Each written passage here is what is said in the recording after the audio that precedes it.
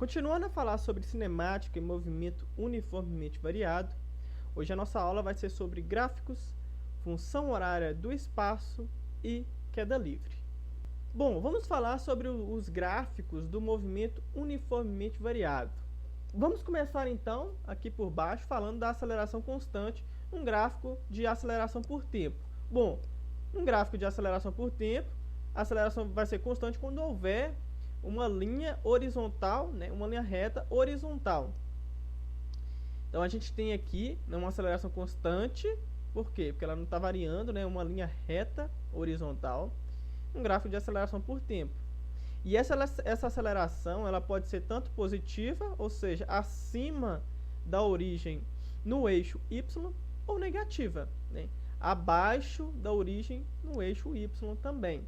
Então ela pode ser constante tanto positiva quanto negativa. Lembrando que essa é uma função constante. Por quê? Porque não tem variável, não tem nada variando, né? É um número qualquer que não muda. Já na letra B, a gente vai ter a função do primeiro grau, que é a função horária da velocidade. Então, aqui num gráfico de V por T, como é um movimento variado, né, a velocidade vai estar variando. Então, ela pode partir, né, com uma velocidade negativa. O que seria essa velocidade negativa? Vamos imaginar um carro indo de ré, né? Ele está indo de ré com uma certa velocidade, só que ele vai perdendo essa velocidade. Vai chegar um momento que ele vai parar e vai começar a andar para frente. Por isso que aqui, nesse caso, né, como exemplo, a velocidade está negativa, porque o carro deu uma ré, diminuiu a velocidade com que ele ia para trás. Então, ele está deixando de ir para trás com tanta velocidade. Chega um momento que ele para, ou seja, velocidade é igual a zero, e começa a ir para frente. Então, ele começa a acelerar para frente. Ou seja, antes dele cruzar, né, o eixo X, que é o eixo do tempo, ele vai estar num movimento retardado. Né? Por quê? Porque ele está perdendo velocidade. A partir do momento que ele cruza o eixo do tempo, ou seja, sua velocidade passa a ser zero e logo em seguida aumentar, ele já passa a ter um movimento acelerado. Aqui do outro lado a gente vai ter o contrário, né? Ele começa com uma velocidade positiva, vai perdendo essa velocidade, é como se o carro estivesse indo para frente, né? Só que perdendo sua velocidade, chega um momento que ele para, né? E começa a ir para trás, acelerando. Então está ganhando velocidade, só que de ré, né? Imaginando o exemplo do carro. Então, antes de cruzar, né, antes da velocidade se tornar zero, antes de cruzar o eixo do tempo, seu movimento é um movimento retardado, porque está perdendo velocidade. A partir do momento que ele cruza o eixo do tempo, ele começa a acelerar. Só que acelerar para trás, né? Ou seja, está dando ré. E agora o principal que a gente vai ver hoje, que é a função do segundo grau, que é a função horária do espaço. Bom, vocês ignorem, por enquanto, essa equação, que a gente vai ver ela logo para frente. Vou explicar detalhadamente essa equação. Mas falando do gráfico, é um gráfico do espaço pelo tempo, porque aqui a gente está avaliando o espaço percorrido ao longo do tempo, e esse gráfico vai ser uma parábola, né? Já que a gente viu que funções do segundo grau nos dão parábolas como gráfico. Se a aceleração é positiva, a parábola é para cima. Se a aceleração é negativa, a parábola é para baixo. Na aceleração positiva, o ponto mais baixo da parábola, como vocês podem ver aqui no gráfico, vai nos dar a velocidade igual a zero.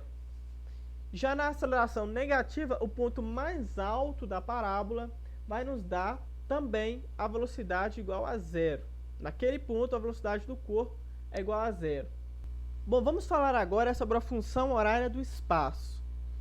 Antes da gente começar a falar propriamente dessa função, eu quero que vocês foquem aqui nessa figura para a parte onde diz que a área, né, desse gráfico aqui, abaixo dessa linha, é igual a ΔS. Essa aqui é uma informação extremamente importante. Todas as vezes que vocês virem um gráfico de velocidade por tempo, a área sobre a reta, ela é equivalente, numericamente equivalente, né, ao espaço percorrido. num certo intervalo de tempo, claro. Isso aqui é fundamental para a gente entender o desenvolvimento da função horária do espaço. Então, novamente, todas as vezes que vocês virem o gráfico de velocidade por tempo, a área sobre a reta é igual ao espaço percorrido, numericamente igual ao espaço percorrido, nesse intervalo de tempo que vocês selecionaram. Então, vamos lá. Tá, como que a gente faz para calcular essa área? Bom, essa figura que a gente tem representada aqui é um trapézio. A área de um trapézio, como a gente viu lá na geometria, é igual a base maior mais a base menor, isso vezes a altura desse trapézio, tudo isso dividido por 2. Ou seja, o ΔS, que é a área do trapézio, é igual a base maior mais base menor vezes a altura sobre 2. Né? E ΔS é o que a gente está procurando. Aqui eu já representei, né, qual que é a base maior, qual que é a base menor e qual que é a altura desse trapézio. ΔS vai ser igual a base maior, né, que é a própria velocidade final, né, desse corpo, desse movimento, que aqui a gente tem a velocidade inicial e aqui no topo a gente tem a velocidade final, né, desse corpo. Então a base maior é a própria velocidade final, a base menor a velocidade inicial do corpo, a altura é o próprio tempo, né, o intervalo de tempo desse movimento, tudo isso dividido por 2. Só que a gente viu que a função horária da velocidade, ela é igual a velocidade inicial mais aceleração vezes o tempo, que é o que está representado aqui no gráfico. Né? V pode ser substituído, então, por V0 mais aceleração vezes o tempo, que é a função horária da velocidade, um movimento uniformemente variado. Fazendo essa substituição, então, a gente vai ter o quê? Que ΔS é igual a V0 mais AT, que era antes o V final, né? Mais o V0, que já estava aqui, tudo isso vezes o tempo, sobre 2. Apenas substituir o V por V0 mais AT. Continuando, então, aqui no cantinho, a gente vai ter o quê? O que é o ΔS? ΔS é o espaço final menos o espaço inicial. Aqui eu usei a propriedade distributiva, tá bom? Então, o que eu fiz? Somei o V0 mais V0, que é igual a 2V0, multipliquei pelo T. Então, 2V0T mais AT ao quadrado. Por que AT ao quadrado? AT vezes T. Então, T vezes T, T ao quadrado. Então, AT ao quadrado, como está aqui. Tudo isso ainda dividido por 2, que é o que já estava. Continuando, a gente vai fazer o inverso aqui do MMC. Então, a gente vai dividir ambos os termos aqui separadamente, ficando com o quê? 2V0t sobre 2 mais AT ao quadrado sobre 2. Eu simplesmente separei os termos aqui dessa divisão. Aqui, 2 sobre 2 a gente pode simplificar, e a gente fica, então, com V0t mais AT ao quadrado sobre 2, porque aqui a gente não pode simplificar, né? Não tem como simplificar essa fração. Portanto, isso nos diz o quê? Que S, já estava aqui, né? S final, posição final, é igual a esse menos S0, a gente passa para o outro lado da equação somando. A gente vai ter, então, que S é igual a S0, né? Que antes estava subtraindo, mais V0t, que é o que a gente encontrou, mais AT ao quadrado sobre 2. E essa é a função horária do espaço. Vocês não precisam decorar essa demonstração. Eu só usei a demonstração para fazer com que vocês compreendam de onde surgiu a equação, a função horária do espaço. Agora vamos exercitar o que a gente viu na aula com os nossos exercícios. Vamos ao primeiro deles, que diz o seguinte: a função horária da posição S de um móvel é dada por S igual a 20 mais 4t menos 3t ao quadrado, com unidades do sistema internacional. Nesse mesmo sistema, a função horária da velocidade do móvel é... Bom, então o exercício está pedindo qual que é a função horária da velocidade desse corpo, né, desse móvel. E a gente vai encontrar essa função baseada na função horária do espaço desse mesmo corpo que foi dada no enunciado do problema.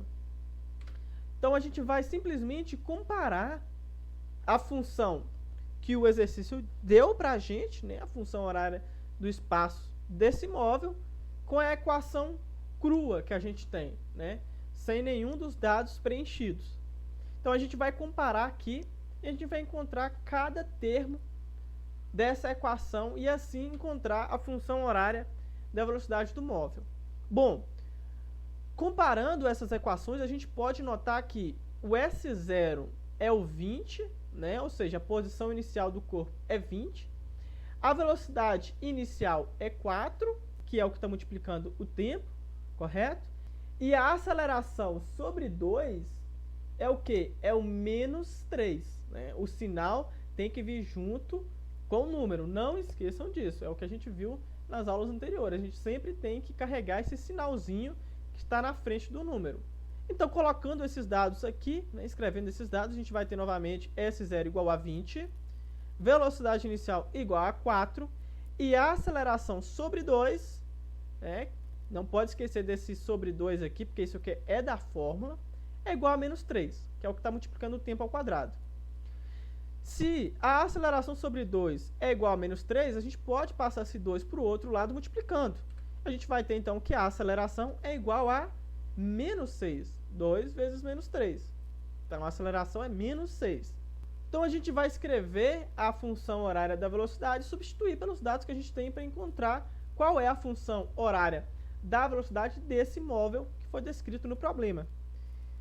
O V0 a gente tem, a aceleração a gente tem, então basta substituir. Velocidade é igual a V0, que é o 4, mais a aceleração, vezes o tempo, que é a aceleração, o menos 6. Então, V igual a 4 menos 6t.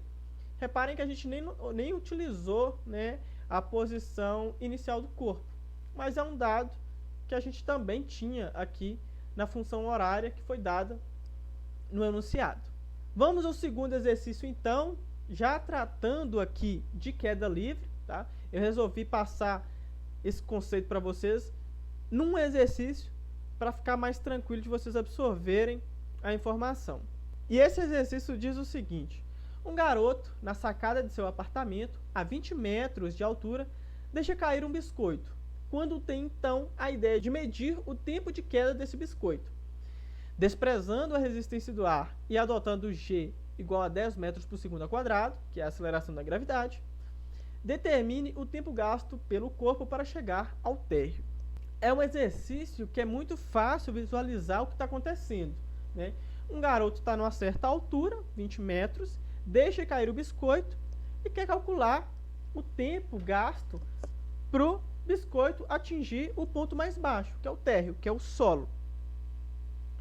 Como que a gente vai resolver esse exercício? Bom, de cara aqui a gente sabe que é um movimento uniformemente variado. Por quê? A velocidade está mudando, né? O corpo está acelerando durante a queda, mas é uma aceleração constante, é a aceleração da gravidade.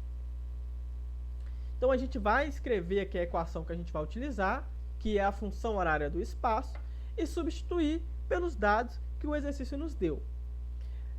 Esse exercício específico aqui, a gente pode resolver ele utilizando dois referenciais, tá bom? Você pode utilizar o referencial onde a posição inicial do corpo é os 20 metros, ou a posição inicial é 0 metros. E isso reflete na posição final. Se a posição final é 20 metros, né, que é o ponto mais baixo que o biscoito vai atingir, a posição inicial é 0, né? Porque ele vai sair do 0 e vai chegar até o 20. Se você adotar que a posição final é o 0, né, que é o ponto mais baixo, a posição inicial é 20 metros. Por quê? Porque ele sai do 20 metros e atinge o ponto mais baixo, que é o 0, né, que é o 0 metros. E isso vai refletir também, né, de acordo com o que você trabalha aqui o referencial da posição, vai refletir na aceleração, obviamente. Porque se você considerar a posição inicial como sendo 20 metros, então o espaço vai estar diminuindo e a aceleração vai ser negativa. Por quê? Porque o corpo está caindo, né? É o que a gente viu lá nas primeiras aulas.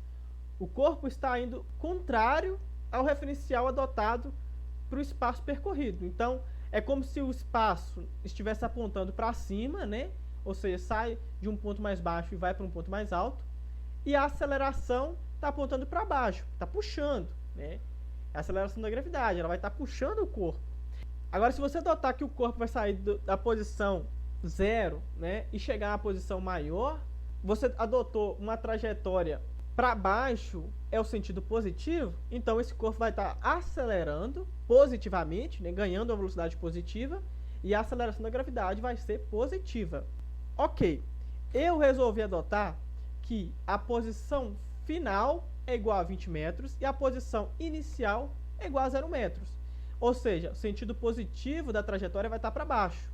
Desse modo, a aceleração vai ser positiva. Por quê? Porque vai estar acelerando o corpo. O corpo vai estar ganhando uma velocidade positiva.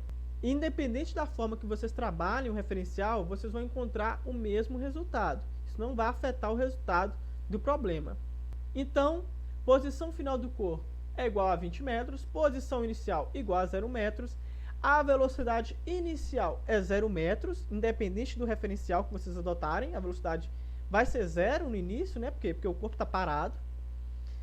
A aceleração aqui vai ser 10 metros positiva, né? Positiva, já que eu adotei a trajetória positiva para baixo, então a aceleração positiva aqui, e a gente repete aqui o 2, que é da fórmula, né? Então, a gente vai ter 20 igual a 0 mais 0t mais 10t ao quadrado sobre 2. Agora é só resolver essa equação, né? O 0 aqui mais o 0t a gente pode retirar da equação.